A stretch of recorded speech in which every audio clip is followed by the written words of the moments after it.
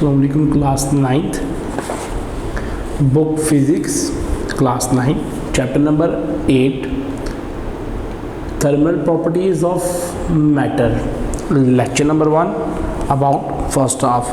The topics we are going to study in our lecture number 1 of unit 8 are introduction about thermal properties of matter, next temperature and heat,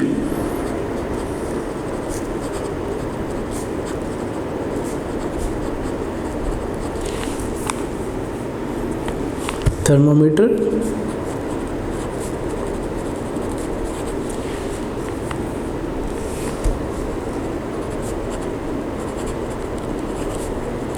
liquid in glass, liquid in glass thermometer,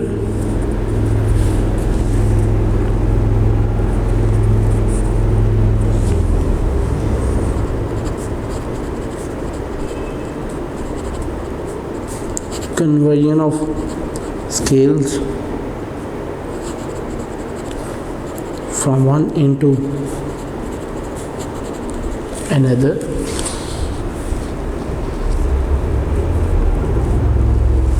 and specific heat capacity. These are the topics which we are going to study in our lecture number 1, temperature and heat, thermometer, liquid in glass thermometer, conversion of scales from one into another, just like Celsius into Kelvin scale, Kelvin into Celsius and Fahrenheit. Next, specific heat capacity. Turn by turn we will study them in elaboration. First of all, temperature and heat.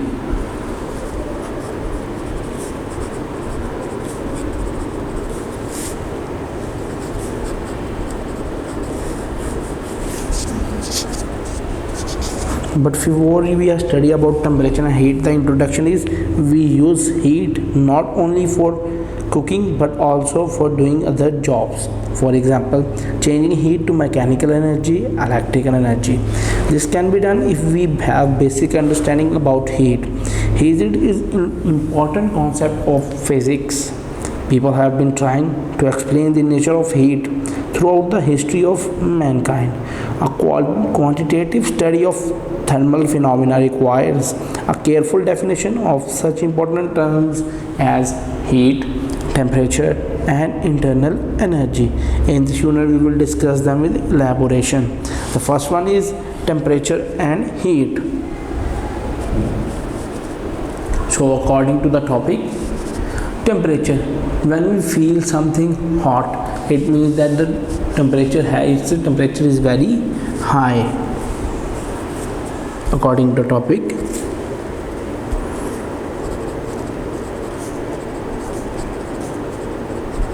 when we touch a body,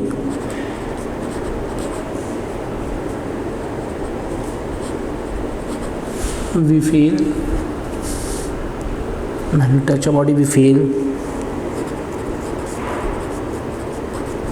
hot or cold.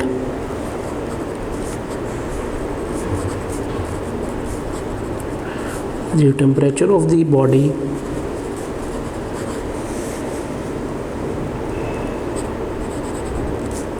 tells us how hot or cold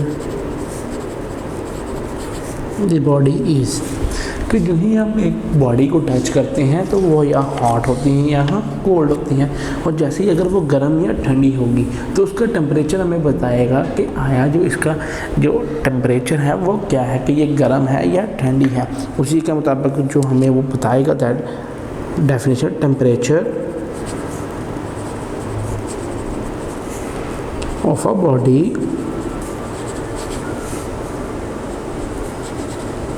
is the degree of hotness or coldness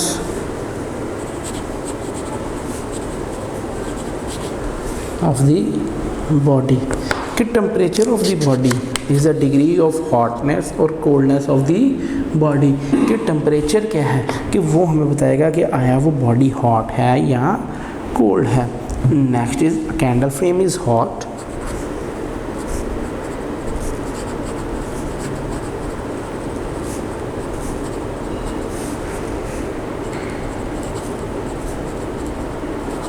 And is said to be at high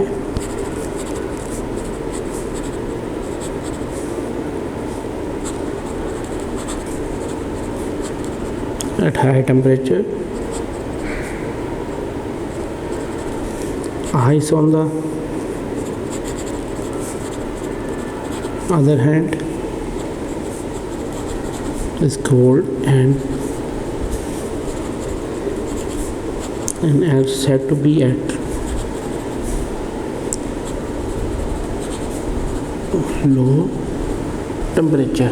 The candle flame is hot and is said to be at high temperature. Ice on the other hand is cold and is said to be at low temperature. कि आया वो क्या है, वो low temperature के साथ है। कि जो कैंडल का फ्लेम है वो हॉट टेम्परेचर यानी हाई टेम्परेचर में मौजूद होता है, लेकिन जो ही हम एक आइस की बात करेंगे तो आइस क्या है, वो कोल्ड टेम्परेचर में मौजूद होती है। और जैसे ही आइस एक कोल्ड टेम्परेचर में मौजूद होगी तो वो कोल्ड होगी। Our sense of touch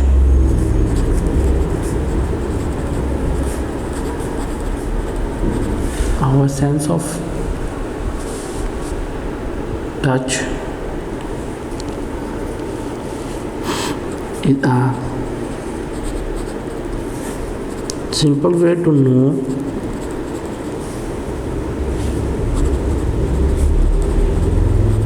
how much hot or cold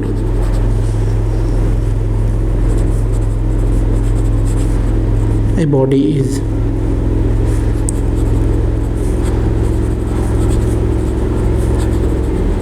This temperature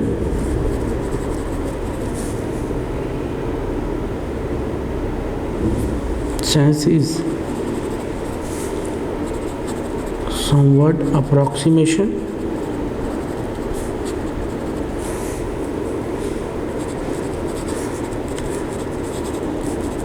and unreliable.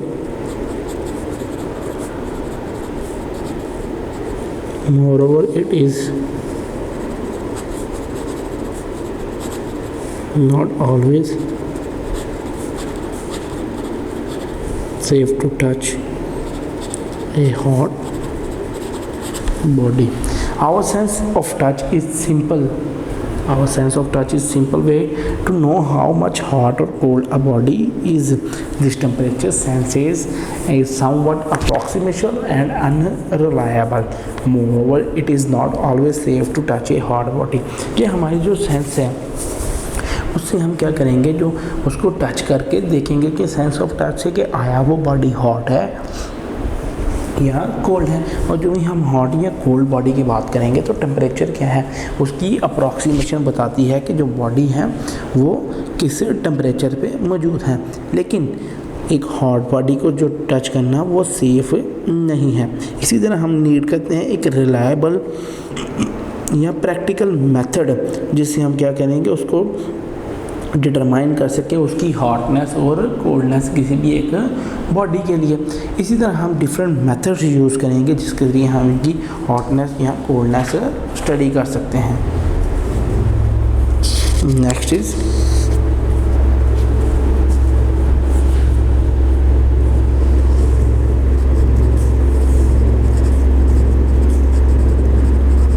To understand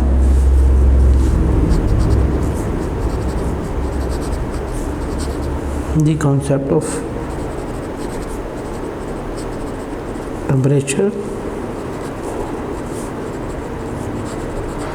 It is useful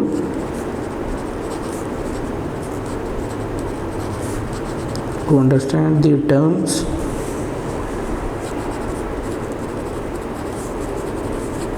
thermal contact and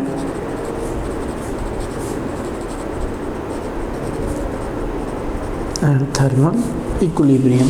कि अगर हम ये कॉन्सेप्ट स्टडी करना चाहते हैं तो उस कॉन्सेप्ट को स्टडी करने के लिए हम क्या करेंगे, हम ये दो जो कॉन्सेप्ट्स हैं उनको स्टडी करेंगे। हमें थर्मल कांटेक्ट का पता होना चाहिए, हमें थर्मल इक्विलिब्रियम का पता होना चाहिए कि ये क्या हैं, ये वो कॉन्सेप्ट्स हैं जिनको हम स्टडी कर सकते हैं। Next is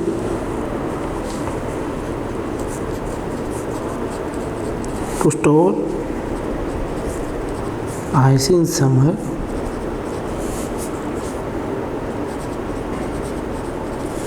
people wrap it with cloth or keep it in wooden box or in thermos flask. In this way they avoid the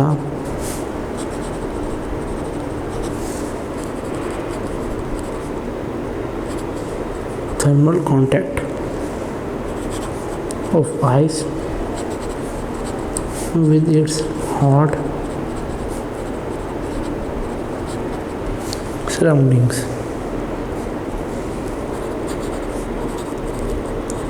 Otherwise, ice will soon melt away. कि otherwise क्या होगा, जो ice है वो melt गई। To store ice in summer, people wrap it with cloth और keep it in wooden blocks और in thermos flask. In this way they avoid the thermal contact of ice with its hot surroundings, otherwise ice will melt सून.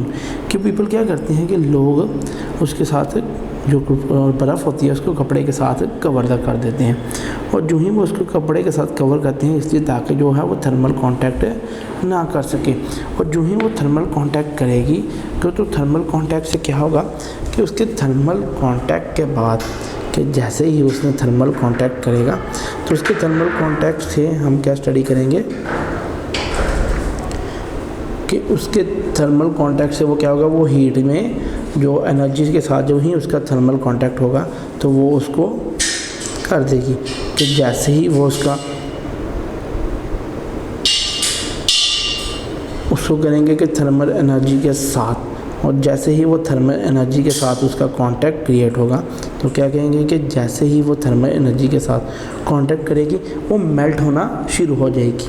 और जैसे ही वो melt होगी उसकी मेल्टनेस क्या show करेगी कि ये क्या है, ये मेल्टेड फॉर्म में आ गई है. और जैसे ही ये मेल्ट होगी तो वहाँ से क्या होगा, उसकी कन्वर्जन होगी, और जैसे ही वो कन्वर्ट होगा तो हम ये कहेंगे कि ये मेल्ट आउट हो गया है. और जैसे ही वो मेल्ट आउट होना शुरू होगी तो आइस का क्या हुआ है, उसने थर्मल कांटेक्ट बनाया है. Next is similarly when you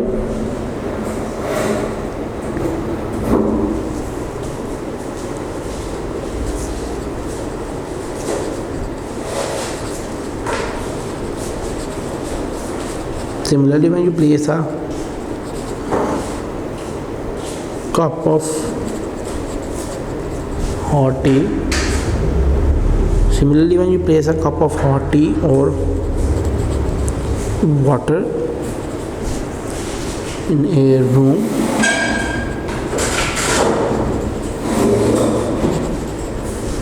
it cools down gradually. Does it continue cooling? It stops cooling. It stops cooling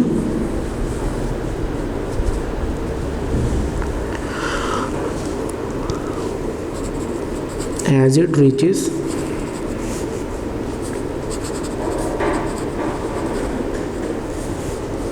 the room temperature.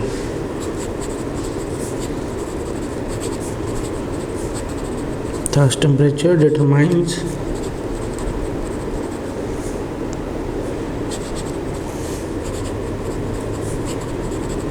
the direction a flow of heat. Heat flows from a hot body to cold body until thermal from a hot body to cold body until thermal equilibrium is reached. कि जैसे अभी हमने बात की कि जो हम ice को क्या करते हैं वो कपड़े के साथ रैप करके रखते हैं ताकि उसका कोई थर्मल कांटेक्ट ना हो सके, कि अगर थर्मल कांटेक्ट हो गया तो वो क्या होगी, वो मेल्ट आउट हो जाएगी, क्योंकि जो सराउंडिंग में हीट मौजूद है उसके साथ जो ही इसका कांटेक्ट हुआ तो इसने कांटेक्ट के साथ क्या होगा, थर्मल कांटेक्ट होगा, और थर्मल का मतलब होता है हीट, और हीट कांटेक्ट जो ही हुआ तो वो मेल्ट आउट हो रहेगी। इसी तरह similarly when you place a cup of hot tea और water in a room, it cools down gradually. Does it continue cooling? It stops cooling as it reaches the temperature. It stops cooling as it reaches the temperature. Thus, temperature determines the direction of flow of heat. Heat flows from a hot body to cold body until thermal equilibrium is reached, कि जब तक thermal जो equilibrium होगा वो reach नहीं होगा। इसी तरह जो है कि सिमिलरली एक क्या होगा, एक कप को जब हम प्लेस करते हैं एक हॉट टी या वाटर में तो वो क्या करता है, वो कूल डाउन होता है ग्रेजुअली, और जो ही वो एक कूलिंग नहीं कंटिन्यू करता तो वो स्टॉप करता है कूलिंग, और इस तरह वो रीच करता है एक रूम टेम्परेचर को। जैसे ही वो रूम टेम्परेचर पे करेगा, क्योंकि वहाँ एक इक्विलिब्रियम क्रिएट होगा कि जितना जो रूम का टेम्परेचर कूल होगा उतनी देर उतना ही कप ऑफ टी भी कूल हो जाएगा। जब उन दोनों का टेम्परेचर लेवल पे आ जाएगा यानी बराबर हो जाएगा तो फिर वो फर्दर कूलिंग नहीं होगी, क्योंकि इक्विलिब्रियम अटेन हो जाएगा। इक्विलिब्रियम क्या होता है कि जब रिएक्शन दो चल रहे हों तो दो रिएक्टेंट्स दोनों जो है वो रिएक्शन चल रहे होते हैं, और उनमें इक्विलिब्रियम तब आता है जब वो अपोजिट डायरेक्शन में आ जाए, कि यानी इक्वल हो जाए, कि यानी हॉटनेस और कोल्डनेस बिल्कुल इक्वल होके अपोजिट डायरेक्शन में अपनी वर्किंग परफॉर्म करें। वो क्या कहलाते हैं कि ऐसे रिएक्शन इक्विलिब्रियम रिएक्शन कहलाते हैं। Next is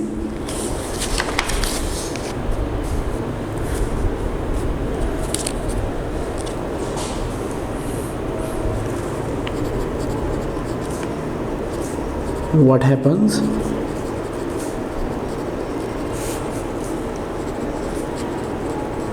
when we touch a hot body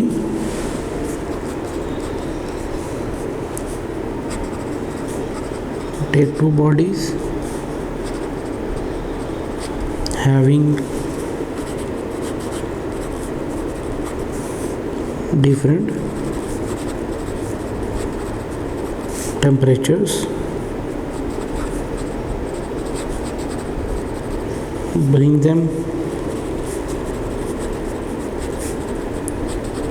in contact with each other, bring them in contact with each other,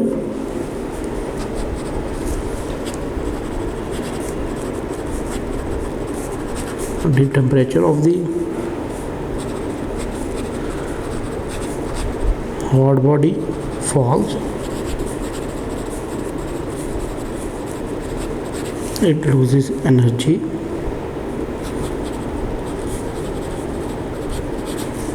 this energy enters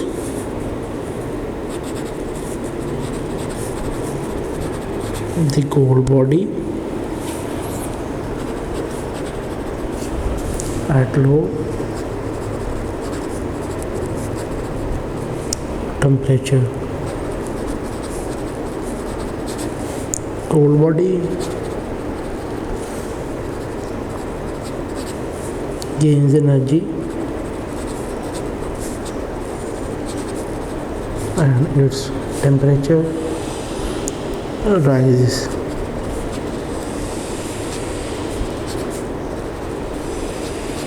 The transfer of energy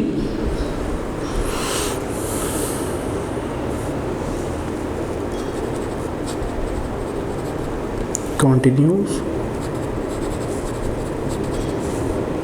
till both the bodies have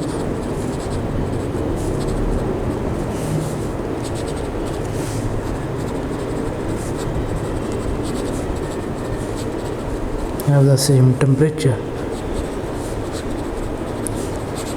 The form of energy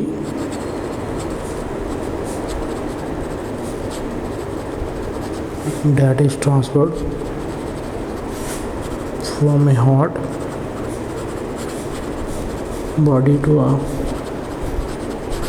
cold body is called heat. Okay, what happens when we touch a hot body?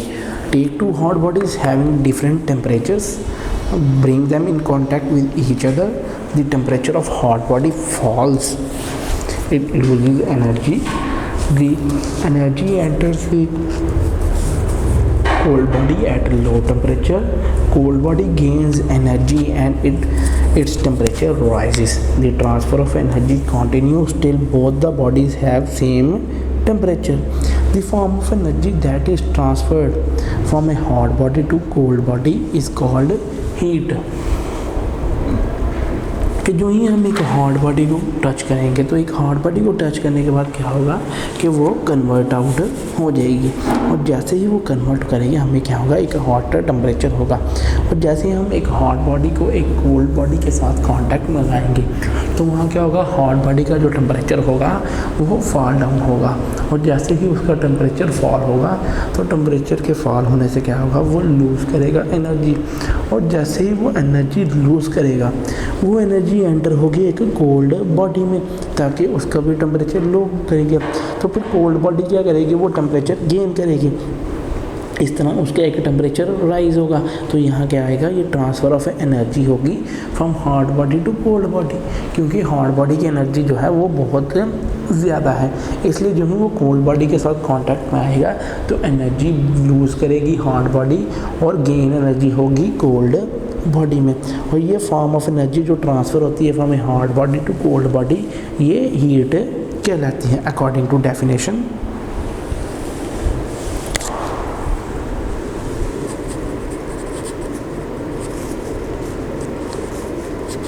Heat is energy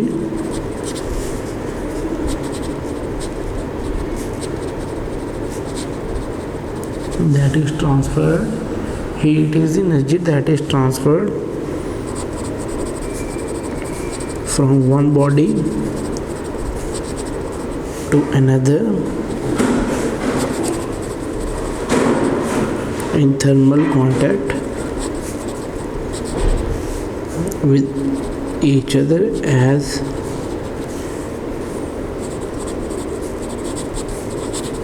a result of difference of temperature between them. Heat is the energy that is transferred from one body to another in thermal contact with each other as a result of difference of temperature between them। कि heat energy क्या है, ये transfer होती है एक body से दूसरी body में जो ही हम एक थर्मल कांटेक्ट लाते हैं, यानी हॉट बॉडी को जो ही हम कोल्ड बॉडी के करीब लाएंगे तो वहाँ एक थर्मल कांटेक्ट होगा, कि वो कौन सा कांटेक्ट होगा, वो हीट का कांटेक्ट होगा, और जो ही हीट का कांटेक्ट होगा तो हम कहेंगे ये क्या है, ये थर्मल कांटेक्ट है विद ईच अदर, जो है कि एक रिजल्ट ऑफ डिफरेंस है, यानी टेम्परेचर के लिहाज से उनमें डिफरेंस आएगा। और जैसे ही टेम्परेचर के लिहाज से आएगा जो हीट एनर्जी है वो मूव करना शुरू करेगी, और जैसे ही हीट एनर्जी मूव करना शुरू करेगी तो हम कहेंगे कि हॉट बॉडी से जो एनर्जी है वो कोल्ड बॉडी की तरफ मूव आउट कर रही है, और जैसे ही ये एनर्जी मूव करेगी हम कहेंगे ये क्या है, ये ट्रांसफ़र ऑफ एनर्जी है from one body to another body. और जो ही हम transfer of energy from one body to another body study करेंगे हम क्या कहेंगे, ये किसकी फॉर्म में है, ये हीट की फॉर्म में है। तो टेम्परेचर जो हमने स्टडी किया है, टेम्परेचर क्या है, जिसके एक ऐसी डिग्री है एक बॉडी की जिससे हमें पता लगे कि आया वो बॉडी हॉट है या कोल्ड है। लेकिन हीट क्या है, ये ट्रांसफ़र ऑफ हीट एनर्जी है from one body to another body. और ये था आपका topic about temperature and heat. Next क्या है कि हीट जो है इसको हमें एनर्जी इन ट्रांजिट भी बोलते हैं। Next is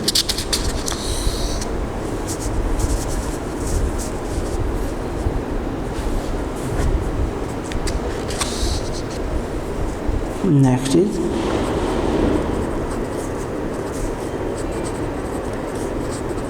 heat is therefore called as the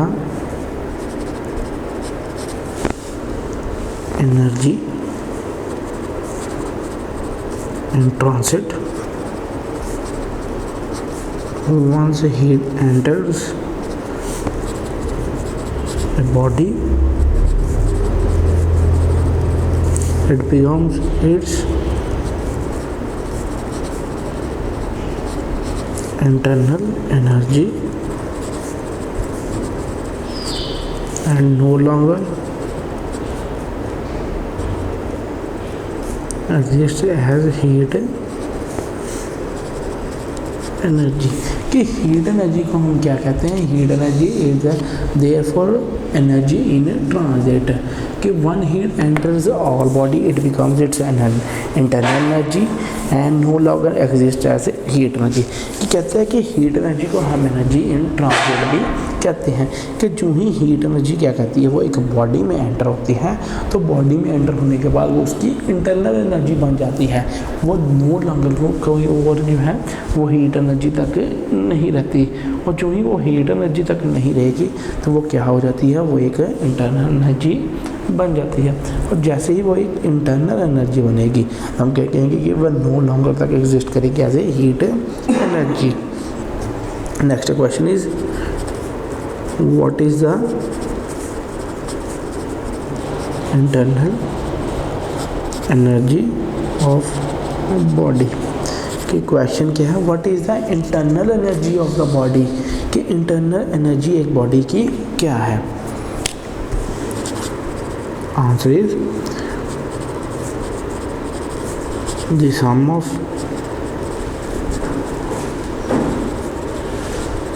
kinetic energy and potential energy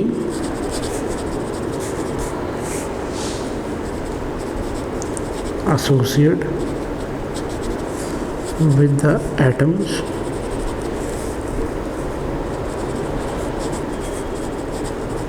molecules and particles of a body is called its internal energy। कि इंटरनल एनर्जी क्या है? The sum of kinetic energy and potential energy associated with the atoms, molecules and particles of a body. Molecules, particles of a body is called its internal energy. कि internal energy क्या है? Internal energy जो है वो kinetic और potential energy है, जो एक एटम या मॉलिक्यूल या पार्टिकल्स के दरमियान है प्रेजेंट होती है। और जो ही वो एटम, मॉलिक्यूल या पार्टिकल्स के दरमियान वो एनर्जी प्रेजेंट होगी तो वो क्या कहलाएगी? वो इसकी internal energy. Next is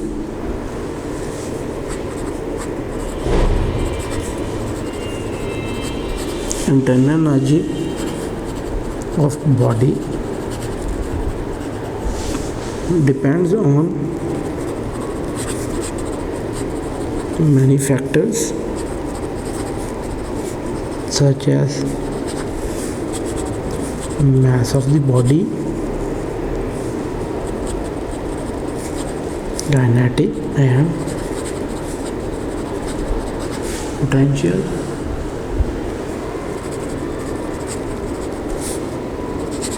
energies of the body,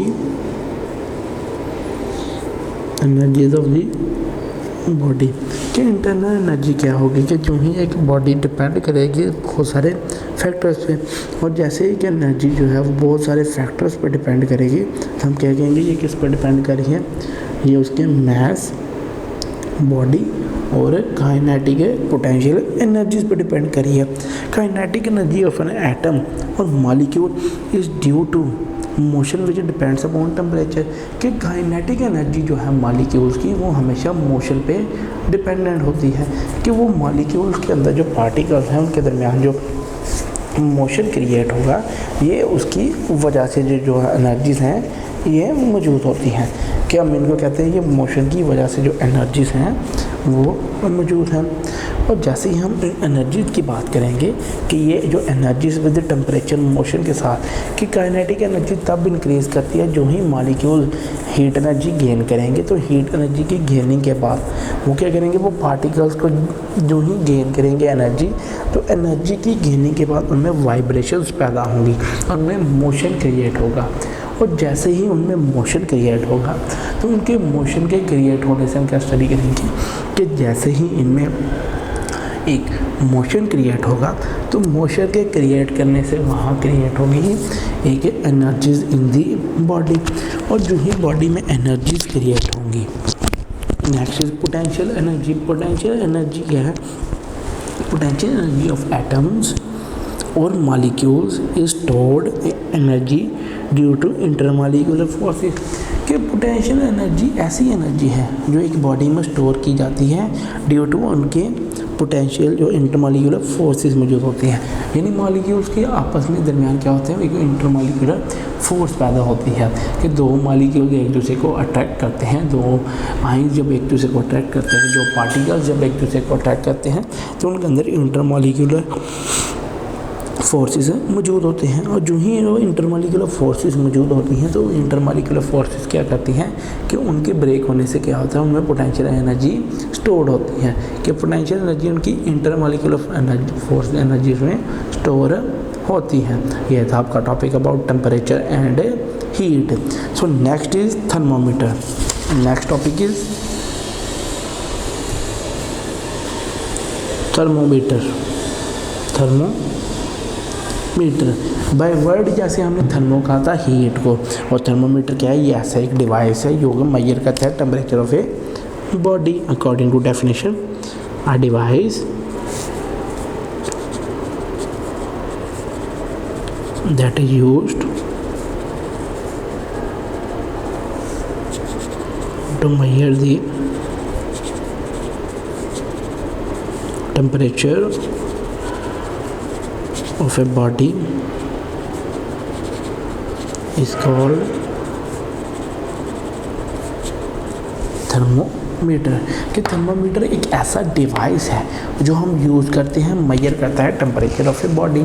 और जैसे ही वो एक टेम्परेचर एक बॉडी का मेजर करेगा तो हम उसको क्या कहेंगे, thermometer.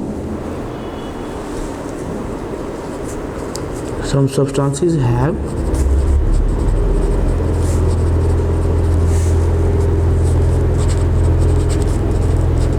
property that changes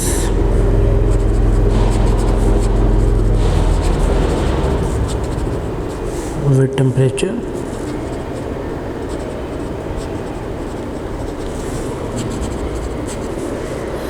Substances that show a change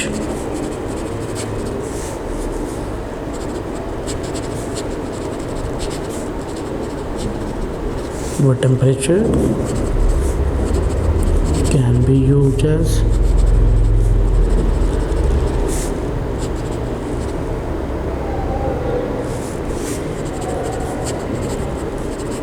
material that can be used as thermometric material.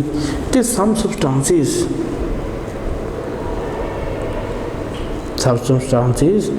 that have the property that changes the temperature. Substances that show a change with temperature can be used as thermometric material। कि ऐसे substances जो temperature के लिहाज से change होते हैं और जो ही उनमें टेम्परेचर के लिहाज से चेंजिंग आएगी तो ऐसे सब्सटेंसेस क्या कहलाते हैं कि जो है ये थर्मोमेट्रिक मटेरियल है।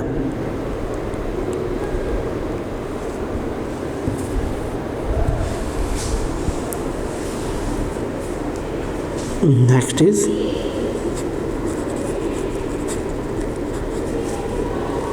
For example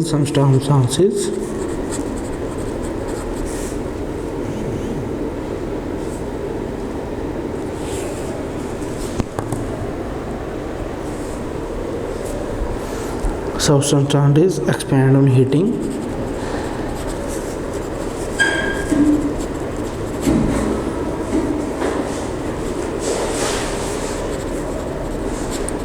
some change their colors,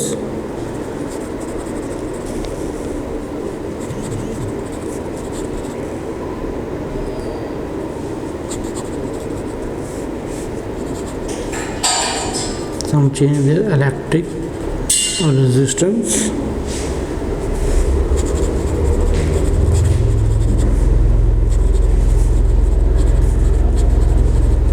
nearly all the substances expand on heating.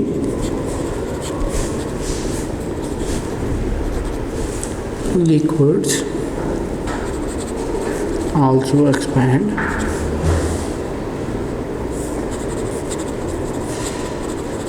on heating and are suitable as thermometric materials.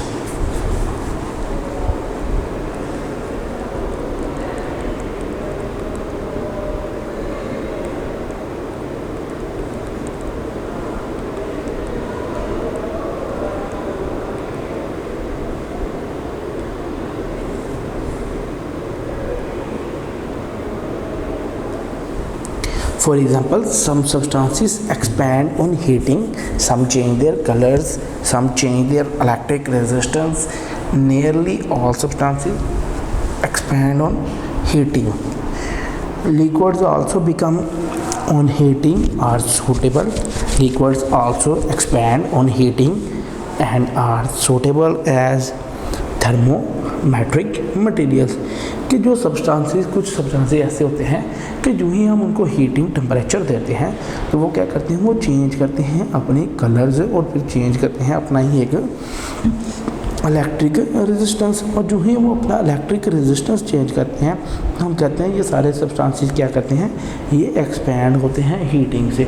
और जैसे ही वो हीटिंग से एक्सपैंड होंगे तो लिक्विड जो है वो आल्सो एक्सपैंड होते हैं ऑन हीटिंग के। लिक्विड सारे वो एक्सपैंड करते हैं हीटिंग के जरिए। Next is thermometer, thermometric liquid should have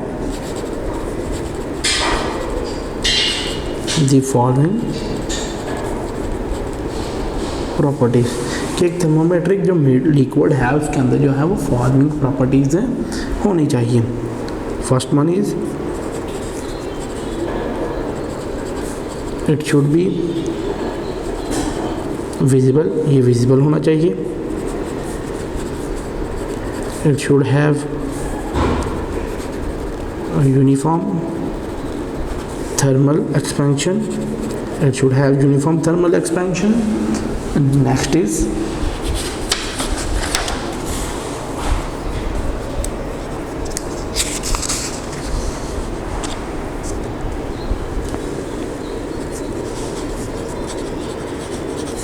it should have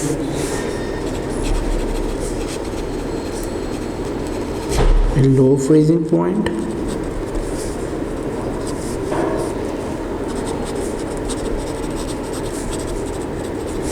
it should have a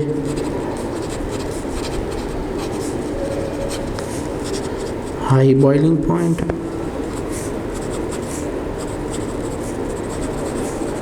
it should not wet glass,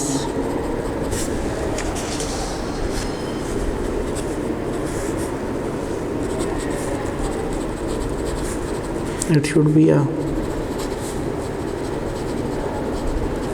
good conductor of heat,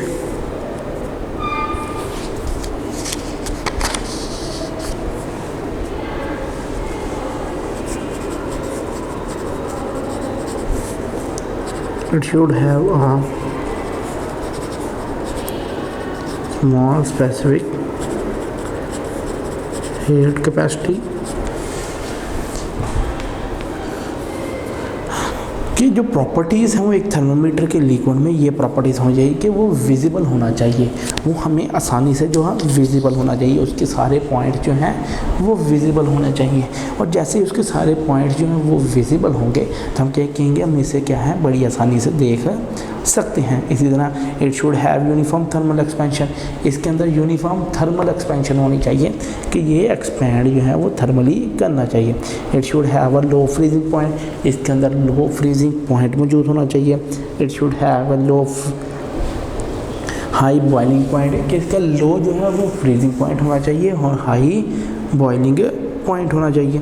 और जो ही उसमें हाई बॉइलिंग पॉइंट होगा तो हाई बॉइलिंग पॉइंट के होने से क्या होगा, वो उसको मेजर कर सकेगा। It should not wet glass, ये एक वेट ग्लास नहीं होना चाहिए। It should be a good conductor of heat, एक गुड कंडक्टर ऑफ हीट होना चाहिए ताकि जो ही इसमें से हीट पास आउट होगी तो हीट के पास आउट होने से ही हमें पता लगेगा कि आया बॉडी में कितनी जो है वो हीट मौजूद है। It should be a small specific heat capacity, इसके अंदर वो थोड़ी सी हीट जो है वो कैपेसिटी भी होनी चाहिए। ये था आपका जनरल थर्मामीटर। नेक्स्ट हमारे पास है liquid in glass thermometer.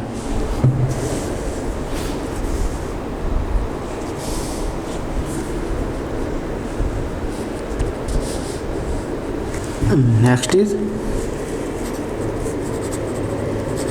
Liquid in glass thermometer. कि लिक्विड इन ग्लास थर्मोमीटर क्या है? According to topic, liquid in glass thermometer has a bulb with a long capillary tube of uniform and fine bore such as shown. A suitable liquid is filled in the bulb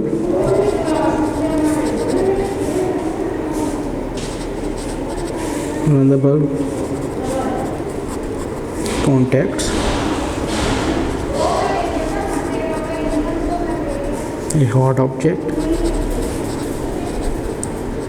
The liquid and it expands and rises in the tube. The glass tongue of thermometer is thick and acts as cylindrical lens. This makes it easy to see the liquid level in glass tube. कि liquid in glass thermometer. A liquid in glass thermometer has a bulb with a long capillary tube of a uniform and fine bore, such as shown. A suitable liquid is fitted in the bulb. When the bulb contracts a hot object, the liquid in it expands and rises in the tube. The glass stem of the thermometer is thick and acts as a cylindrical lens. This makes it easy to see the liquid level in glass tube. कि जो liquid glass thermometer है, ये जो आम हम thermometer use करते हैं ये वही है जिसके एंड पे क्या होता है, एक बल्ब मौजूद होता है और ऊपर एक कैपिलरी ट्यूब सी मौजूद होती है जिसमें एक फाइन बोर भी शोन होता है कि इसमें एक लिक्विड जो है वो मरकरी फिल्ड किया जाता है और वो मरकरी फिल्ड किया जाता है कि जो ही हम जो हार्ट बॉडी के साथ इसका बल्ब अटैच होता है तो वो लिक्विड राइज करना शुरू हो जाता है, यानी लिक्विड एक्सपैंड होता है कि जो ही वो बल्ब जो है हार्ट बॉडी के साथ होगा तो हार्ट बॉडी क्या करेगी, वो अपनी एनर्जी लूज़ करेगी और जैसे ही वो अपनी एनर्जी लूज़ करेगी तो अपनी एनर्जी लूज़ करने के बाद क्या होगा, इसकी जो स्टेम होगी उसके साथ थर्मामीटर एक ठीक एक्ट करेगा और जैसे ही वो एक्ट करेगी एज ए सिलेंड्रिकल लेंस और हमें वाज़ह तौर पर नज़र आएगा कि लिक्विड जो है वो राइज कर रहा है और जो ही लिक्विड राइज करेगा तो वो क्या शो करवाएगा कि आया वो जो टेम्परेचर है वो हाई है या लो है। Next is diagram of a thermometer you can observe from your book. Mercury जो इसके अंदर फिल किया जाता है freezes at 39 degree Celsius and boils at 357 degree Celsius. It has all the thermometric properties which we have discussed in the above. Thus mercury is one of the most suitable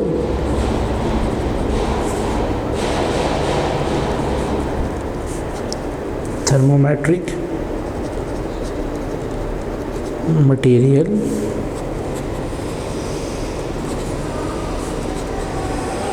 mercury in glass thermometers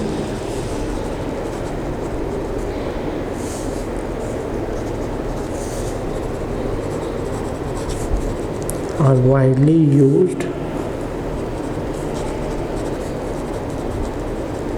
in laboratories,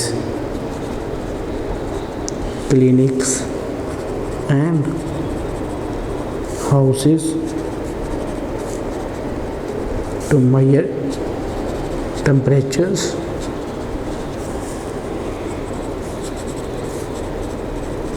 in the range from -10 degree Celsius to 150 degree Celsius है कि mercury freezes at 39 degree Celsius and boils at 357 degree Celsius. It has all the thermometric properties. Thus, mercury is one of the most suitable thermometric material. Mercury in glass thermometer are widely used in laboratories, clinics, and houses to measure temperatures in the ranges from -10 degree Celsius to 150 degree Celsius। कि mercury का जो temperature हम thermometer है इसको use करते हैं कि ये जो बॉयल करता है 357 डिग्री सेल्सियस पे कि ये 10 से लेके 150 तक जो है टेम्परेचर मेजर कर सकता है।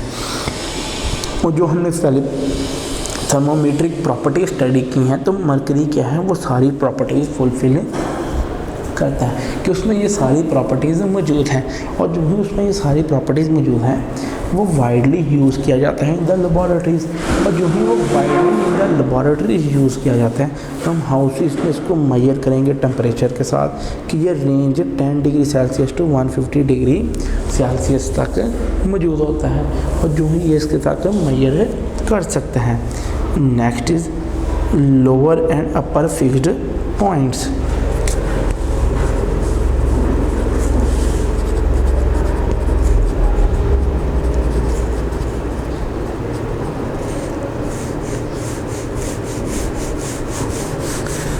Lower and upper fixed points. According to topic, a thermometer. A thermometer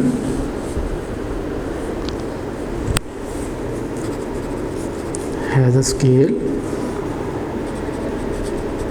on its stem. This scale has two fixed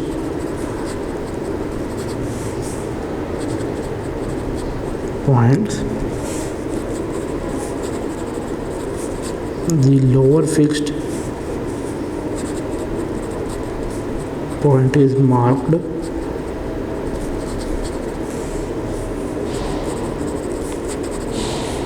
to show the position of liquid in the thermometer when it is placed in ice. Similarly, upper fixed point is marked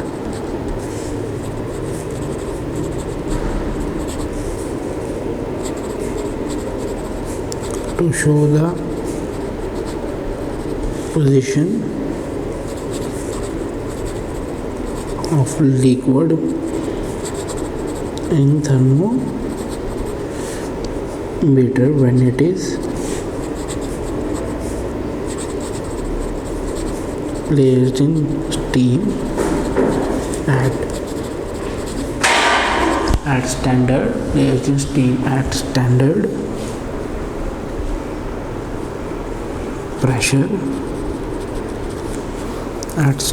pressure above boiling water.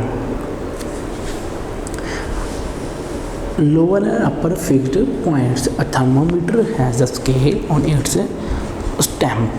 The scale has two fixed points. The lower fixed point is marked to show the position of liquid in the thermometer when it is placed in ice. Similarly, upper fixed point is marked to show the position of a liquid in thermometer when it is placed in steam at the standard pressure after boiling. कि एक thermometer क्या है, उसके एक scale of stamp पे मौजूद होता है और जो ही उसके स्टैम्प पे एक स्केल मौजूद होगा तो वो स्केल क्या है, उसके दो फिक्स्ड पॉइंट हैं, एक लोअर फिक्स्ड पॉइंट है और एक अपर फिक्स्ड पॉइंट है।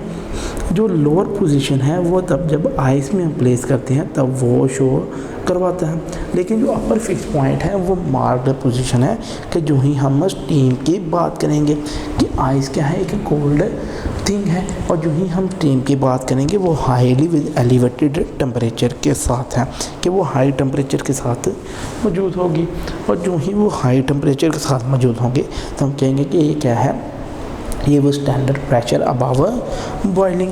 ये अबव बॉइलिंग जो है वो स्टैंडर्ड प्रेशर पे मौजूद थिंग है। ये थे lower and upper fixed points. Next is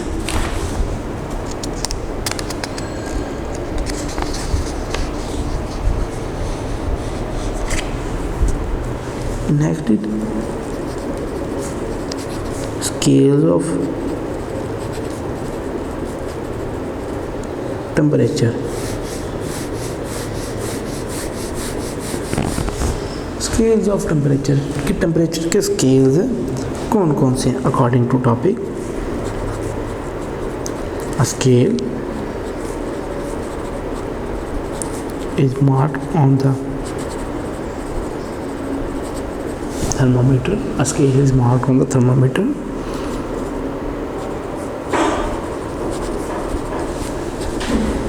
The temperature of body in contact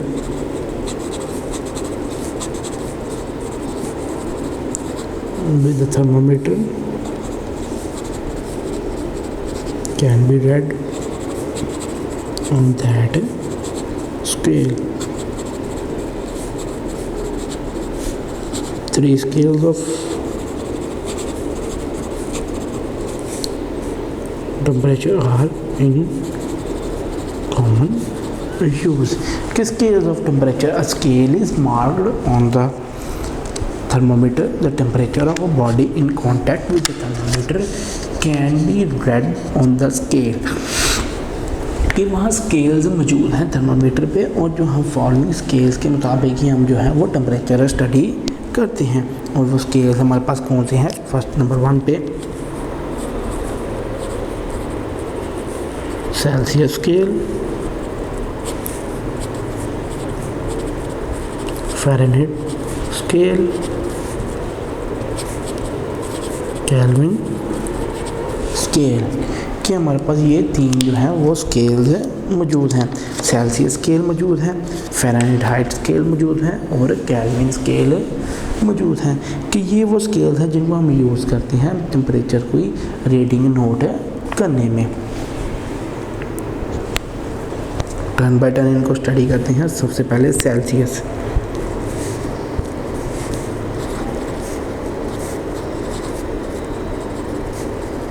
On Celsius scale, the interval between lower and upper fixed points is divided into 100 equal parts as shown.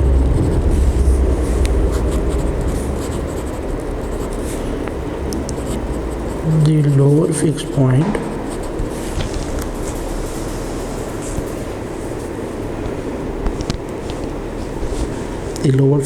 is marked as 0 degree Celsius and upper fixed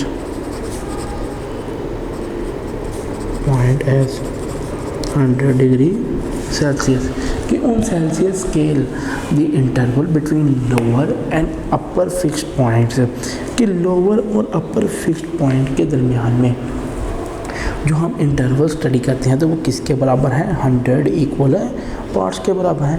तो उसमें 100 equal parts मौजूद होते हैं तो सबसे lower जो and इसमें मौजूद होगा वो सबसे लोअर एंड ये मौजूद होगा कि ये लोअर एंड फिक्स्ड पॉइंट जो है वो मार्क हमने 0 डिग्री सेल्सियस पे और अपर एंड इसमें 100 डिग्री सेल्सियस है मौजूद है कि ये जो सेल्सियस स्केल है ये 0 डिग्री सेल्सियस से 100 डिग्री सेल्सियस तक इसमें जो है वो पॉइंट्स मौजूद हैं।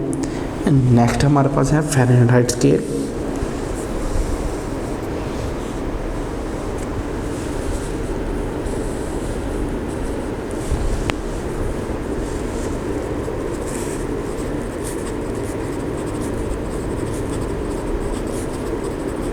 On Fahrenheit scale,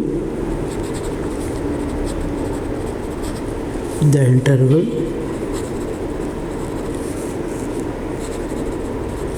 between lower and upper fixed points is divided into 180 equal parts कि वो डिवाइडेड है in equal to 180 parts. Its lower fixed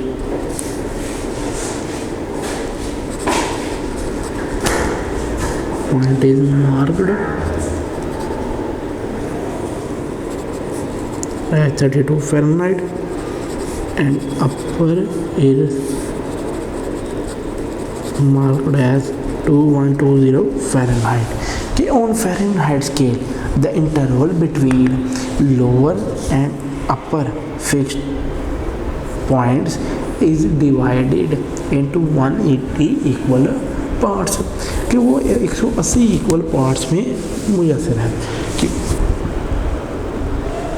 जो फ़ारेनहाइट स्केल है उसमें टोटल 180 इक्वल पॉइंट्स मौजूद हैं कि उसमें 180 पॉइंट्स मौजूद हैं जबकि उसके जो लोअर पॉइंट है वो 32 से शुरू होता है। जैसे कि हमने सेल्सियस में हमने पढ़ा था ना कि सेल्सियस का जो लोअर पॉइंट है वो 0 से शुरू होता है, लेकिन यहाँ फ़ारेनहाइट में उसका लोअर पॉइंट जो है वो 32 से शुरू होता है और जो ही वो 32 डिग्री से शुरू होगा तो उसका जो अपर पॉइंट है वो 212 यानी 212 फ़ारेनहाइट है और जो ही वो 202 फ़ारेनहाइट हाई होगा तो हम क्या कहेंगे ये क्या है इसकी डिस्कवर कि इसके जो है वो इक्वल पार्ट्स 180 मौजूद हैं और जैसे ही वो 180 इक्वल पार्ट्स मौजूद होंगे तो वो 212 डिग्री फ़ारेनहाइट उसमें मौजूद होगा।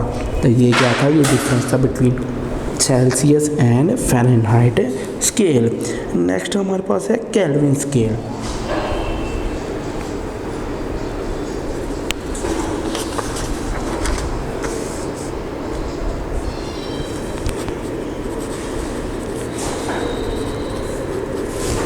Kelvin scale in SI units, the unit of temperature is Kelvin and its scale is Kelvin scale.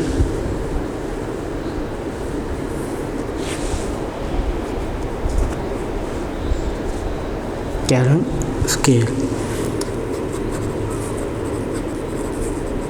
The interval between the lower and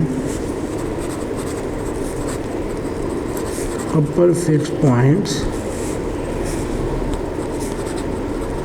is divided into 100 equal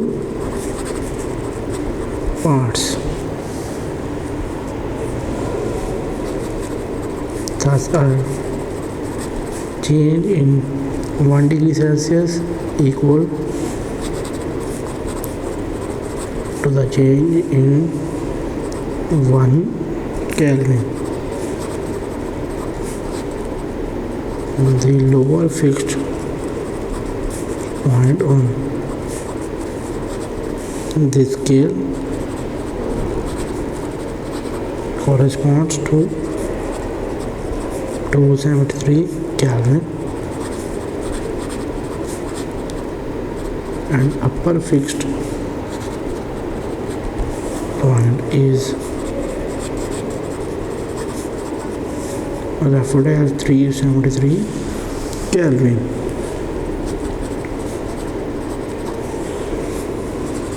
The zero on this scale is called the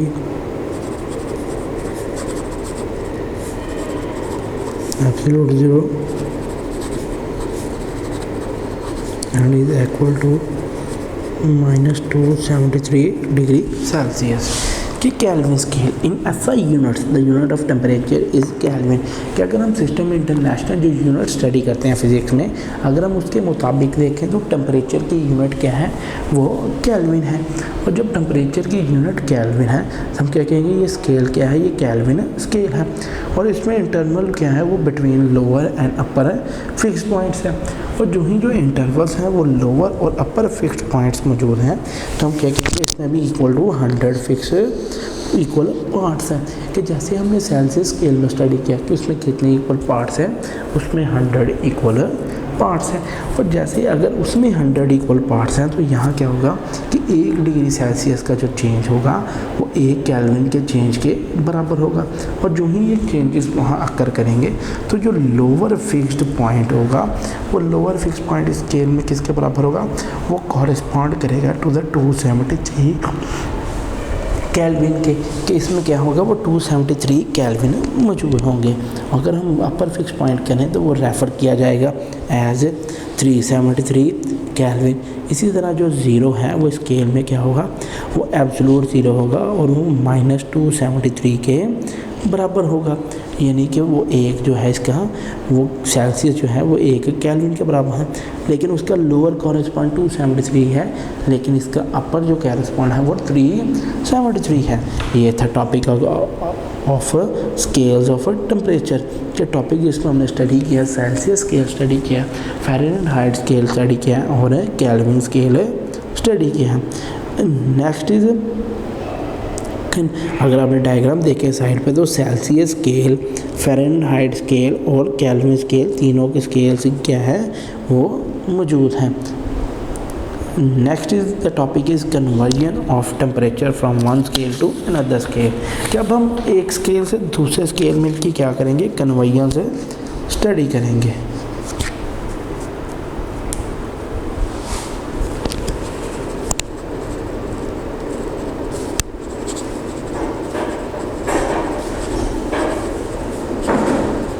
convergence of one scale to another.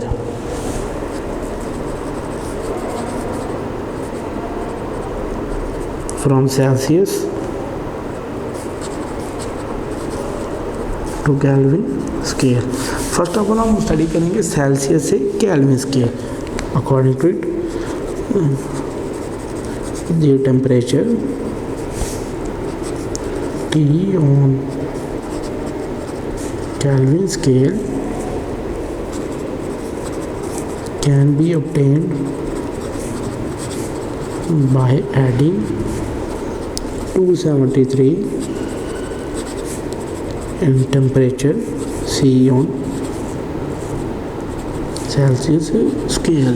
कि जो temperature kelvin scale में अगर हम लेना है तो उसको kelvin scale में कन्वर्ट करने के लिए हम क्या करेंगे, जो सेल्सियस हमारे पास टेम्परेचर होगा उसमें 273 ऐड करेंगे.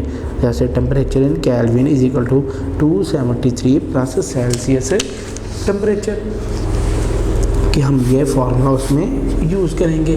कि ये फार्मूला क्या होगा कि टेम्परेचर जो हमारे पास केल्विन में अगर हमने उसको कन्वर्ट करना है तो सेल्सियस टेम्परेचर में 273 ऐड करेंगे. Next is example 8.1. What will be the temperature on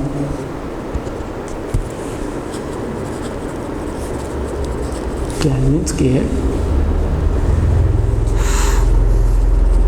and it is 20 degree Celsius on Celsius scale. कि कहते हैं टेम्परेचर क्या होगा अगर हम उसको केल्विन टेम्परेचर में कन्वर्ट करें अगर सेल्सियस टेम्परेचर 20 है. तो solution is Celsius equal to 20 degree Celsius. temperature in Kelvin we have to measure according to formula. के फार्मूले के मुताबिक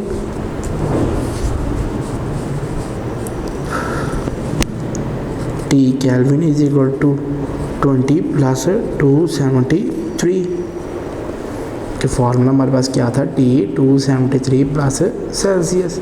कि हमने इसी वाली में वोट करनी थी और जो ही फिर हम टेम्परेचर केल्विन किसके बराबर रखेंगे 293 केल्विन. ये क्या है टेम्परेचर इन केल्विन, कि टेम्परेचर क्या है वो 273 केल्विन है.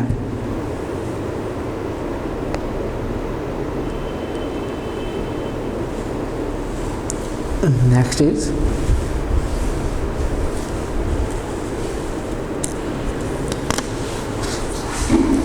next conversion is from Kelvin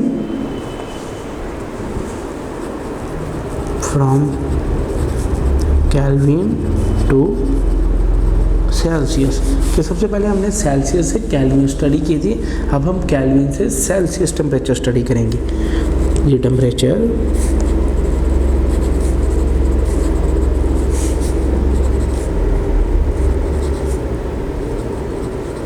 Celsius scale can be found by subtracting 273 from the temperature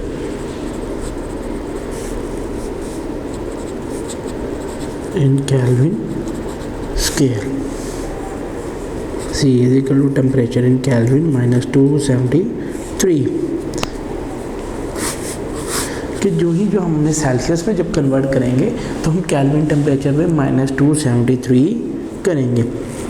example 8.2 change 300 Kelvin on Kelvin scale into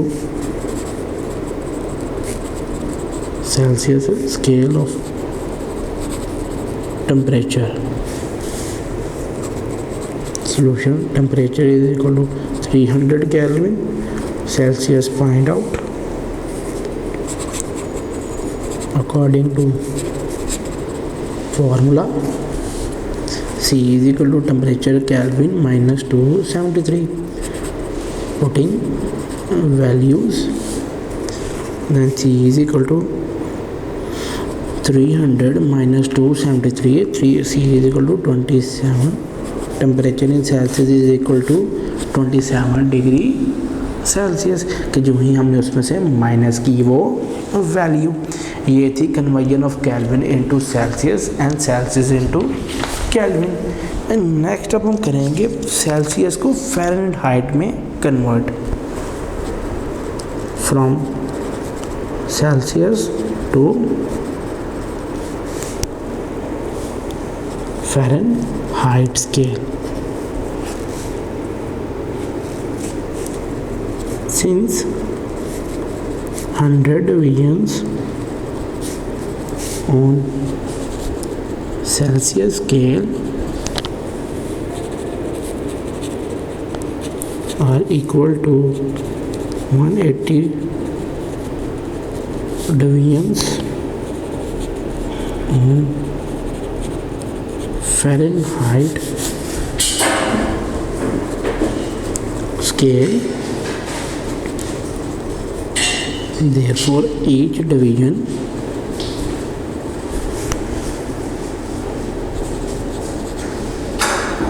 on Celsius scale is equal to 1.8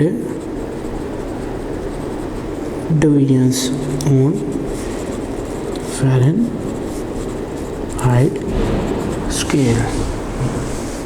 तो फिर Fahrenheit में convert करने के लिए हम value 5/9 भी use करते हैं, 5/9C प्लस 32, और 5/9 के बजाय हम therefore physical to 1.8C multiply plus 32 भी यूज़ करते हैं। वो इसलिए अगर हम 9 को 5 से डिवाइड करें, 5/1 is equal to 5, then we have 4 reminder, 0.0 is equal to 0 and point, then 5/8 is equal to 40 completely multiply।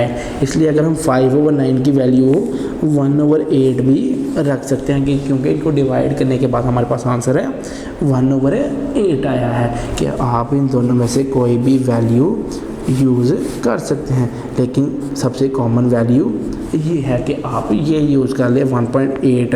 अगर 1.8 आपको याद नहीं रहती तो फिर आप 5/9C प्लस 32 के plus 32। Then example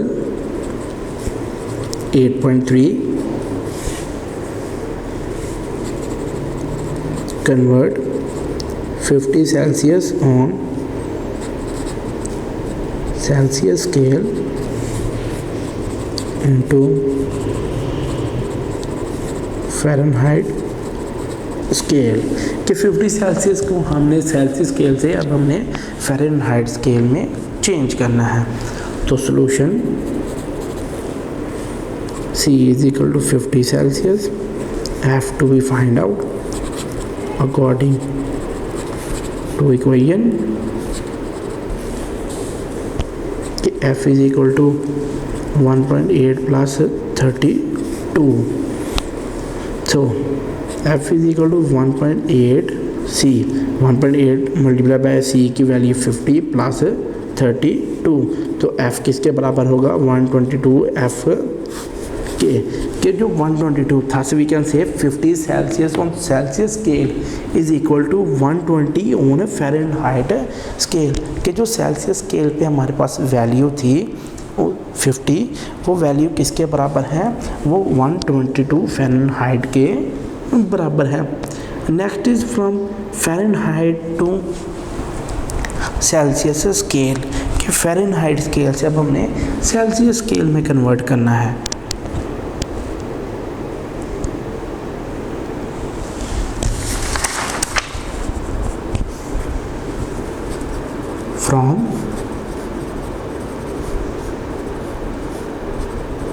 from Fahrenheit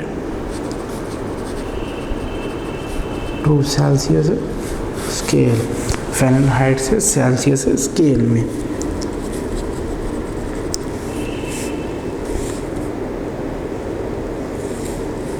From reverse equation we find that C is equal to 1.8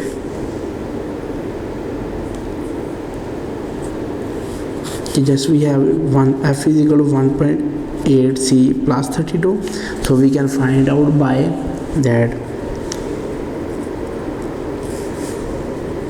1.8 c is equal to f minus 32, f is equal to minus 1 over 32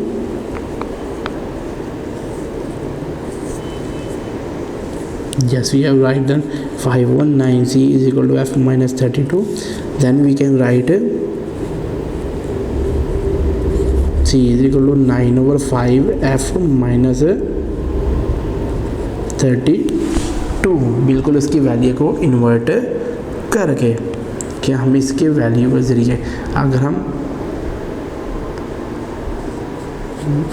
5 को 9 से करें तो ये वैल्यू हम यूज़ करेंगे, यानी उसको डिवाइड करेंगे। एक एग्जांपल के साथ हम इसको एलैबोरेट करते हैं। Example 8.4 convert 100 Fahrenheit into temperature on Celsius scale. Convert करें solution f is equal to 100 degree Fahrenheit, so 1.8 is equal to f minus 32, तो 100 minus 32 is equal to 68, 1.8 Celsius, 1.8 Celsius, then c is equal to 68 divided 1 by 1.8, then c is equal to 37.8 degree Celsius कि 100 Fahrenheit किसके बराबर है 37.8 degree Celsius. ये था हमारे scale, ये था हमारा कन्वेयंस जिसमें हमने Celsius to Kelvin, Kelvin to Celsius, Fahrenheit to Celsius and Celsius to Fahrenheit study किया कि हमने सारी जो कन्वेयंस हैं वो स्टडी की है और इन्हीं कन्वेयंस के मुताबिक क्या है कि हम स्केल्स को डिफ्रेंशिएट कर सकते हैं। नेक्स्ट हमारा जो टॉपिक है वो है स्पेसिफिक हीट कैपेसिटी कि स्पेसिफिक हीट कैपेसिटी क्या है।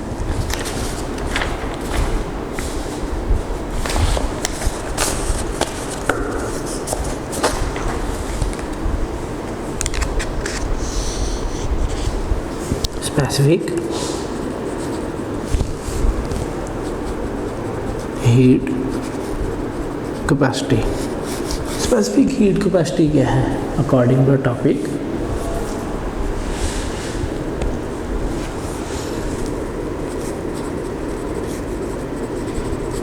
generally when body is heated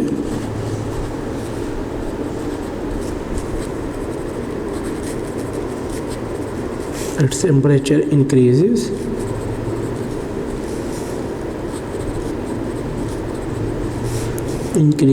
in the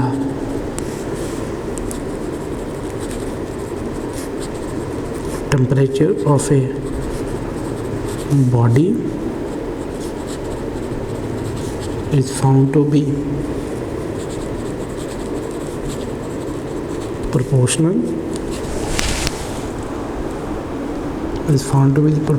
to the amount of heat absorbed by it. It has also been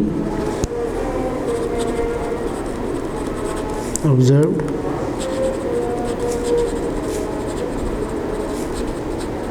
that the quantity of heat delta Q required to raise the temperature delta T of a body is proportional to mass m of body। Specific heat capacity क्या है generally when a body is heated temperature increase in temperature of a body is found to be the proportional to the amount of heat absorbed by it. It is also been observed that the quantity of heat delta Q required to raise the temperature delta T of a body is proportional to the mass of the body. कि जो heat एक body absorb करता है, हम कहते हैं इसमें temperature तो इंक्रीज़ हुआ है, लेकिन जो ही हम उसका इंक्रीज इन टेम्परेचर स्टडी करते हैं तो इंक्रीज इन टेम्परेचर से हम ये स्टडी करते हैं कि आया वो क्या है, उसकी बॉडी रेज्ड है। कि जैसे ही उसमें टेम्परेचर रेज हुआ है और जैसे ही उसमें टेम्परेचर रेज होगा तो हम ये कह सकते हैं कि जो अब्जॉर्ब की है उसने अमाउंट ऑफ एनर्जी वो इंक्रीज़ हुई है।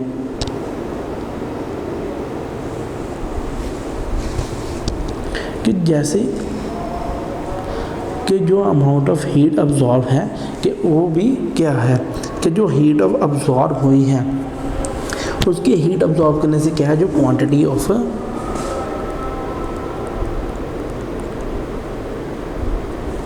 कि जो अमाउंट ऑफ उसने हीट अब्जॉर्ब की है और जैसे ही जो अमाउंट ऑफ हीट उसने अब्जॉर्ब की है तो उस अमाउंट ऑफ हीट के अब्जॉर्ब करने से क्या होगा कि वो रेज करेगी temperature delta T of a body, जो प्रोपोर्शनल होगी mass m of the body के। और जैसे ही वो प्रोपोर्शनल होगी mass m of the body के तो हम कहेंगे, तो इक्वेशन हम मैथमेटिकली लिख सकते हैं, मैथमेटिकली हम इसको राइट कर सकते हैं delta Q directly proportional to M delta T, और delta Q is equal to C M delta T. कि डेल्टा क्यू किसके बराबर, delta Q directly proportional to M delta T, so delta Q is C M delta T. तो here delta Q is the amount of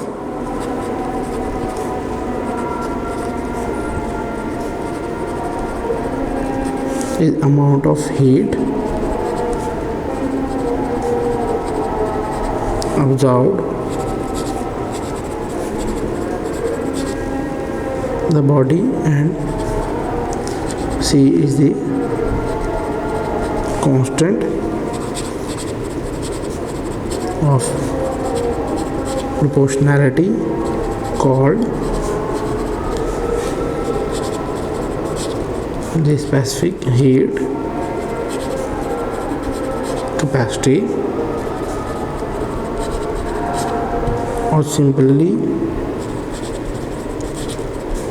specific heat। कि delta Q क्या है, is the amount of heat absorbed. कि delta Q क्या है, वो amount of heat है जो अब्जॉर्ब की है। कि जैसे ही वो जो अमाउंट ऑफ हीट अब्जॉर्ब होगी वो किसके बराबर होगी, वो एक कांस्टेंट वैल्यू के बराबर होगी, और जैसे ही वो कांस्टेंट वैल्यू के बराबर होगी तो कांस्टेंट वैल्यू के बराबर होने के बाद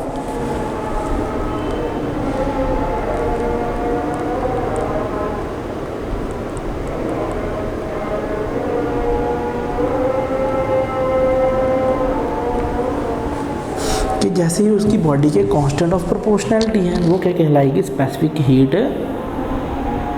कैपेसिटी। वो इसकी सिंपली क्या कहलाएगा, specific heat capacity. Next is definition.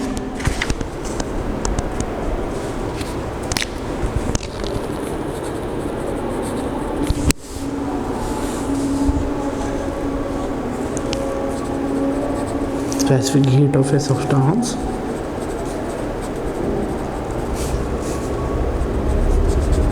is the amount of heat required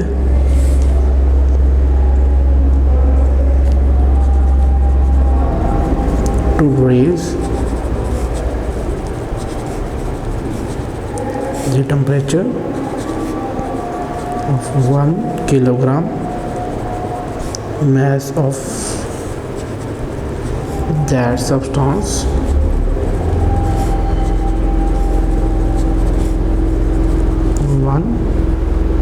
Kelvin.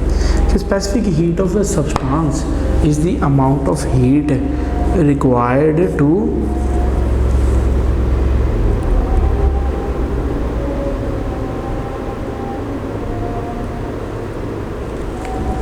required to raise the temperature of 1 kilogram mass of a substance through 1 Kelvin। कि स्पेसिफिक हीट हमें किसी भी सब्सटेंस का कैसे कहते हैं कि वो अमाउंट ऑफ हीट है जो रेज करें एक टेम्परेचर 1 किलोग्राम का 1 केल्विन तक। जो 1 किलोग्राम सब्सटेंस का टेम्परेचर रेज करे 1 केल्विन तक, और जो ही वो 1 केल्विन तक उसका टेम्परेचर जो है वो रेज करेगा तो उसके टेम्परेचर के रेज करने से हम कहेंगे कि यहाँ जो ही टेम्परेचर रेज हुआ है तो वो कब तक हुआ है 1 केल्विन तक है। नेक्स्ट इज मैथमेटिकली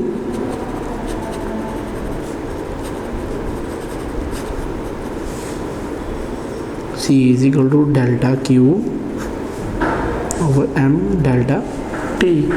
कि डेल्टा Q किसके बराबर है, M डेल्टा T के बराबर है। इन SI units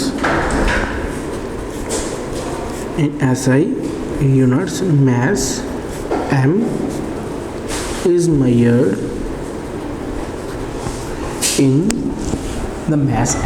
measured in kilogram kg। heat delta Q measured in joule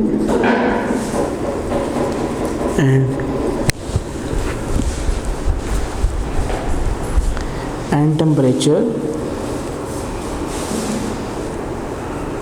increases delta T is taken in Kelvin K। hence SI unit of specific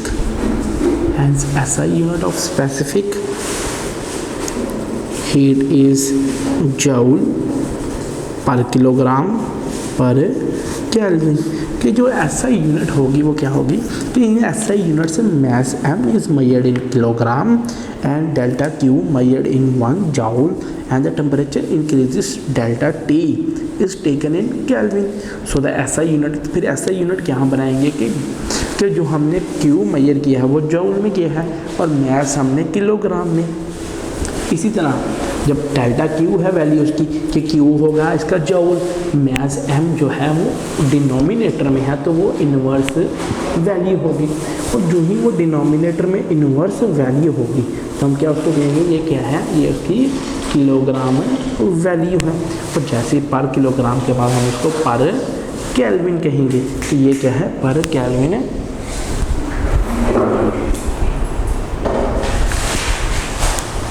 पर kelvin value है।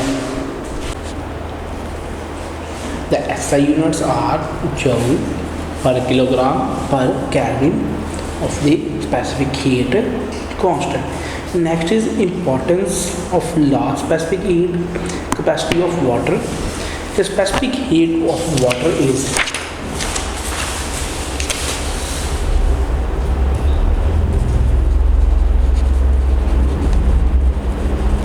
importance of large specific heat capacity। कि importance of large specific heat capacity कि सबसे large जो capacity है specific heat capacity वो किसकी है, specific heat capacity of water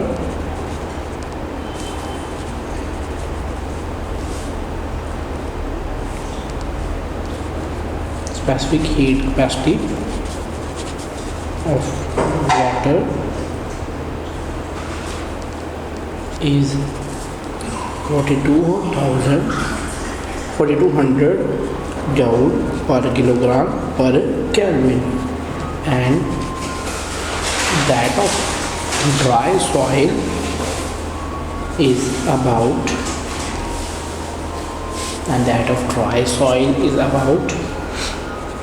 810 joule per kilogram per Kelvin. As a result, the temperature of the soil would increase 5 times more than that of the same mass of water by the same of amount. कि अगर हम जो dry soil है उसको 5 दफ़ा बढ़ाएं तो फिर जाकर वो क्या है, वो हीट कैपेसिटी ऑफ वाटर के करीब बनता है। इसी तरह जो टेम्परेचर है वो लैंड राइज करता है और फॉल करता है रैपिडली एट सी, कि जो लैंड का टेम्परेचर होता है वो ज़्यादा होता है किसके बजाय, सी के, जो पानी के समुंदर की बजाय टेम्परेचर के। इसी तरह जो temperature variations from summer to winter are smaller at places near the sea, land far away from the sea, कि जो टेम्परेचर की वेरिएशन होती हैं समर से विंटर यानी गर्मियों से सर्दियों तक, वो पानी के लिहाज समुद्री और जो जगह के लैंड ज़मीनी के लिहाज से बहुत डिफरेंस होता है। लेकिन जो वाटर की जो स्पेसिफिक हीट है वो इसकी स्टोरिंग और कैरिंग जो एनर्जी है वो इसकी स्पेसिफिक हीट कैपेसिटी की वजह से है, क्योंकि ये अपने अंदर क्या है, ये एनर्जी वो स्टोर कर सकते हैं। इसी तरह the cooling system of automobiles uses water to carry away unwanted thermal energy. In an automobile, large amount of heat is produced by its engine, due to which temperature goes on increasing. The engine would ceases unless it not cooled down. Water circulating around the engine, shown by arrows, maintain its temperature. Water absorbs unwanted thermal heat of the energy and dissipates heat through radiator. कि जो automobiles यानी गाड़ी है उस पर पानी वगैरह इसलिए इस्तेमाल किया जाता है क्योंकि पानी क्या करता है, वो हीट एनर्जी अब्जॉर्ब करता है, वो थर्मल एनर्जी जो नहीं चाहिए होती वो अब्जॉर्ब करता है, और जैसे ही वो टेम्परेचर एनर्जी अब्जॉर्ब करेगा तो इसलिए रेडिएटर के पास जो एरोज होते हैं वो शो करवाते हैं कि वाटर यहाँ से यहाँ तक मूव आउट हुआ है, और जैसे ही वाटर वहाँ से वहाँ तक मूव आउट होगा तो फिर हम क्या कहेंगे कि यहाँ से जो है टेम्परेचर वो मूव कर रहा है, और जैसे ही टेम्परेचर मूव कर रहा होगा तो अनवांटेड थर्मल एनर्जी भी वहाँ से जो है वो रिमूव होती है। ये क्या था, ये था टॉपिक आपका about specific heat capacity. Next is example 8.5। A container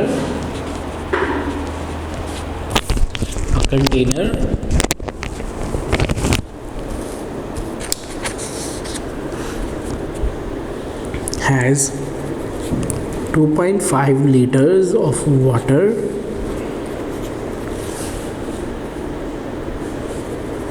at 20 degrees Celsius.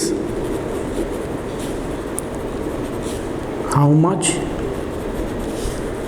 heat is required to boil the water?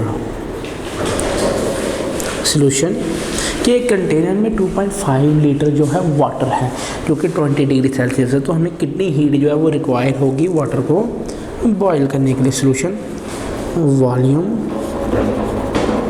Of water 2.5 litres, mass of water क्या है, m is equal to 2.5 kg। Specific heat क्या है इसकी, C value, C is 4200 joule per kilogram per kelvin. तो initial temperature T1 किसके बराबर है, 20 degree Celsius, और T2 100 degree Celsius. then value of delta T is equal to T2 minus T1 and 100 degree minus 20 degree Celsius is equal to 80 degree Celsius कि 80 degree Celsius उसको temperature चाहिए वो boil करने के लिए। Next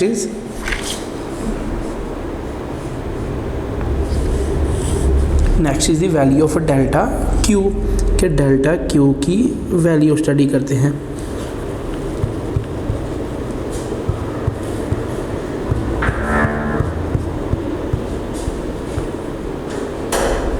value of delta Q is equal to CM delta T।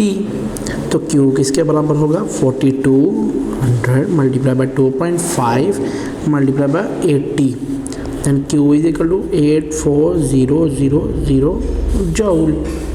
Then answer is 8400 joule. So thus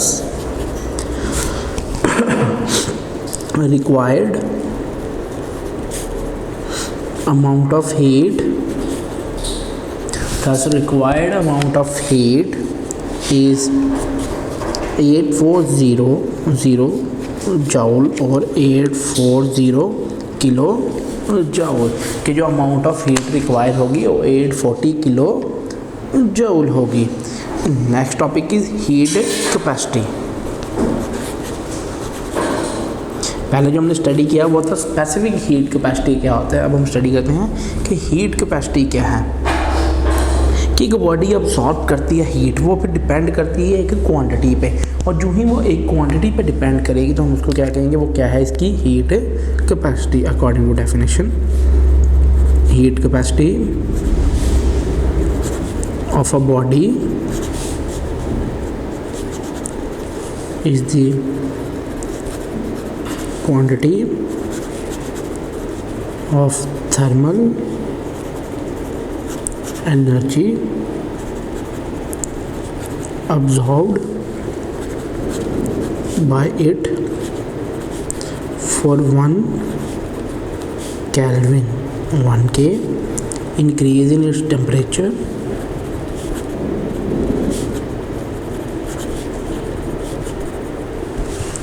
heat capacity of a body. Heat capacity of the body is the quantity of thermal energy absorbed by it for 1 Kelvin, 1K increase in its temperature.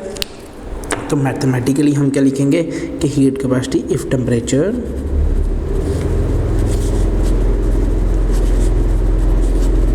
If the temperature of body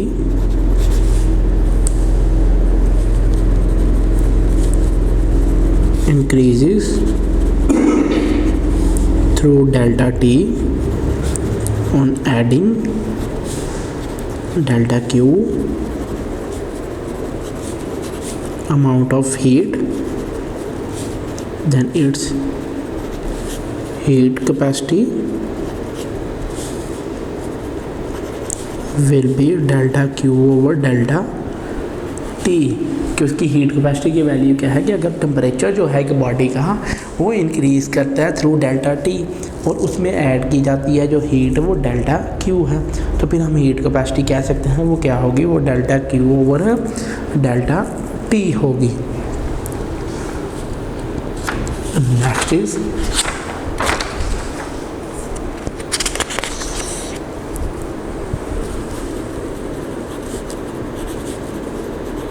heat capacity is equal to delta Q over delta T, so MC delta T over delta T, तो delta T से cancel, तो MC के heat capacity किसके बराबर होगी, MC के बराबर होगी। Equation shows that the heat capacity is equal to the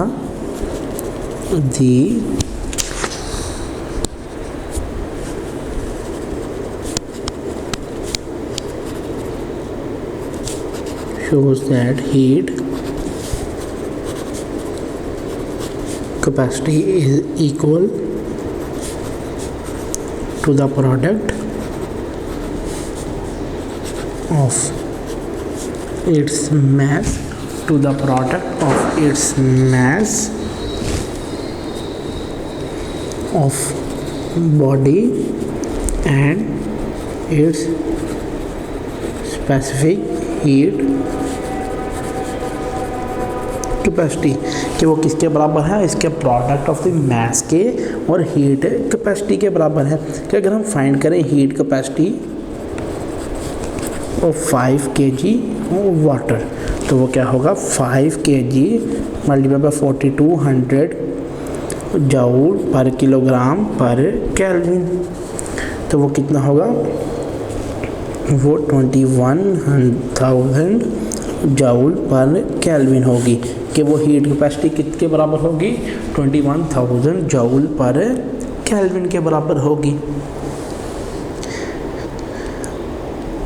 1 Kelvin rises in temperature, this means 5 kg of water need 21,000 joules of heat for every 1 Kelvin rises in temperature. Larger is the quantity of substance, larger will be the its heat capacity, कि जितनी ज़्यादा heat capacity ज़्यादा होगी उतनी ही ज़्यादा क्या होगा, वहाँ क्वांटिटी ज़्यादा होगी। और जैसे हम क्वांटिटी को स्टडी करेंगे तो हम क्या कहेंगे कि ज़्यादा एज होने से क्या होगा, ज़्यादा क्वांटिटी होगी। Next is change of state. Next topic is change of state. Change of state according to matter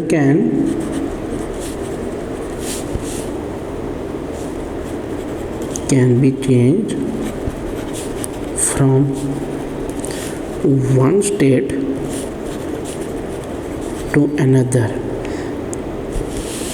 by thermal energy is added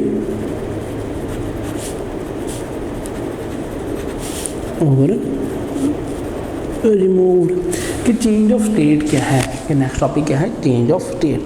कि मैटर को हम एक स्टेट से दूसरी स्टेट में चेंज कर सकते हैं। वो कैसे चेंज कर सकते हैं, कि मैटर का थर्मल एनर्जी के साथ। कि फॉर एग्जांपल अगर हमारे पास एक सॉलिड क्यूब है तो ये हमारे पास सॉलिड मौजूद है, और जो ही हम इसकी मेल्टिंग करवाएंगे, मेल्टिंग और यहाँ फ्रीजिंग करवाएंगे तो ये दोबारा हो जाएगा, ये क्या है, लिक्विड। कि जो ही हम लिक्विड को फ्रीज करवाएंगे वो सॉलिड बन जाएगा, और जो ही उसको मेल्ट करवाएंगे तो वो हो जाएगा, यहाँ क्या होगा, thermal energy is given out. कि थर्मल एनर्जी गिवन आउट हुई है। इसी तरह नेक्स्ट कि अगर हमारे पास लिक्विड मौजूद है और लिक्विड को हम क्या करेंगे, अगर इसको बॉईल करेंगे, बॉईल करके क्या होगा, वो वेपर्स बन जाएगा, और वेपर्स को अगर कंडेंस करेंगे, कंडेंसेशन करेंगे, कंडेंसेशन करके वो दोबारा लिक्विड बन जाएगा। फिर यहाँ क्या होगा, thermal energy is given out. यहाँ फिर होगा thermal energy is taken in. के लिक्विड में जो ही थर्मल एनर्जी इन होगी तो वो बॉयल करेगा। इसी तरह सॉलिड में जब थर्मल एनर्जी इन होगी तो वो मेल्ट करेगा। कि जैसे सॉलिड की जो एनर्जी है वो सॉलिड जो ही थर्मल एनर्जी इन करेगा तो वो मेल्ट होकर लिक्विड बन जाएगा, और जैसे ही लिक्विड जो है थर्मल एनर्जी गिव आउट करेगा तो वो दोबारा फ्रीज होकर सॉलिड बन जाएगा। इसी तरह लिक्विड जब थर्मल एनर्जी इन करेगा तो वो बॉयल करेगा, और जब बॉयल करके वो गैस बनाएगा, और जो ही गैस जो है वो कंडेंस होगी यानी थर्मल एनर्जी गिव आउट करेगी तो वो क्या फॉर्म करेगी, वो जो है लिक्विड फॉर्म करेगी। ये था आपका टॉपिक चेंज ऑफ स्टेट, और ये था आपका first lecture about chapter number 7 thermal properties of matter, जिसमें हमने हीट कैपेसिटी स्टडी की, हीट कैपेसिटी के साथ स्पेसिफिक हीट स्टडी की, थर्मामीटर डिटेल में स्टडी किया, Fahrenheit conversion of scales study की है, उसके बाद टेम्परेचर और हीट कंटेंट स्टडी किया। और ये सारे जो टॉपिक्स जो आज हमने स्टडी किए हैं ये आपके लेक्चर 1 पे बेस्ड थे। अल्लाह हाफिज़। वीडियो पसंद आई तो लाइक करें, अपनी राय कमेंट करें। ऐसे ही मजीद वीडियोस के लिए हमारा चैनल सब्सक्राइब करें और बेल का आइकन दबाएं ताकि आपको हर वीडियो का नोटिफिकेशन मिलता रहे।